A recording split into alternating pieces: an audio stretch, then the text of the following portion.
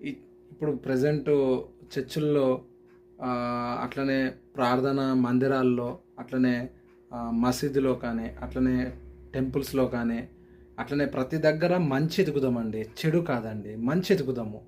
ఆ చెడును పట్టుకొని లోకమంతా వ్యాపిస్తే తర్వాతకి మన పిల్లల భవిష్యత్తు పోతుందండి. మనము ప్రెజెంట్ ఇప్పుడు మార్కెట్ కానీ, అట్లనే బిజినెస్‌ల్లో కానీ, ఎక్కడైనా కానీ మంచి తీసుకుందామండి. చెడు వద్దండి. ఎందుకు ఈ మాట అంటున్నా అంటే, దైవజనులు పాస్టర్ గారు సాలెం రాజా అయ్య గారంటే, ఆయన అన్న వాక్యాలు, ఆయన మాట్లాడే మాటలు కానీ, మా కుటుంబం ఎంతో ఆదరణ పడుతుందండి. చెప్తున్నా కదండీ! ఎంతో ఆదరణ. ఆ అయ్యగారంటే చాలా అభిమానం అండి. ఎందుకంటే మంచి మాటలు చెప్పేటోళ్ళు లేరండి. ఎందుకు లేరంటే ఈ రోజుల్లో ప్రతి కుటుంబంలో ఈ తాగుడనే ఒక వ్యసనం ఉందండి. ఆ తాగుబోతు వల్ల, తండ్రి వల్ల, కుమారుడు వల్ల కుటుంబంలో కొట్లాటలు స్టార్ట్ అవుతున్నాయండి.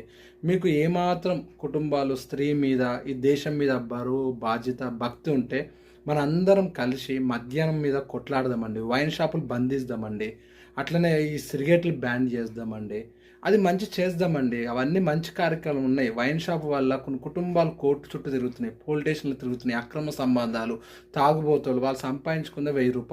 రూ. 1000లో రూ. 300 కోటర్లు తాగేసి ఇష్టం ఉన్నట్టు పని చేయకుండా, కుటుంబంలో సాతాను శోధనెళ్ళి